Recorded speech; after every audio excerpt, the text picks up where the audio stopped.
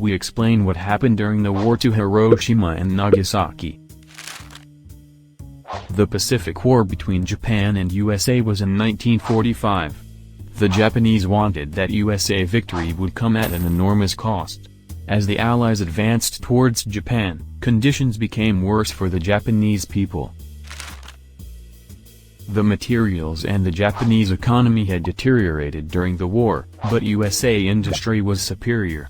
Japanese could predict Allies' invasion because of their geography and their intelligence, so the USA was worried about Japanese build-up. The USA only had two choices: to bomb Japan, or to invade it. Experts estimated that invading Japan would cause many Allies and Japanese to die, but also making the war longer and expensive. Alternatively, dropping the bombs would result in fewer wounded, and Allies hoped Japan would surrender. Finally, the Allies chose to deploy the atomic bomb. The first uranium bomb was dropped on Hiroshima on August 6, 1945.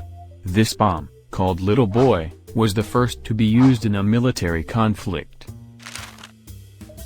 Little Boy caused about 60,175 deaths. The second was a plutonium bomb, named Fat Man, dropped on Nagasaki on August 9, 1945. Here about 40,000 Nagasaki residents were killed and over 55,000 were injured. These two bombings forced the Japanese to surrender on August 15, 1945. It was the end of World War II. After the explosion, the rain began to fall in the northwest of the city and the temperature dropped.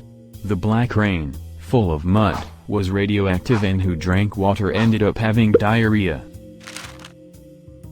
Many of those had health consequences. After a few days or months, 140,000 died.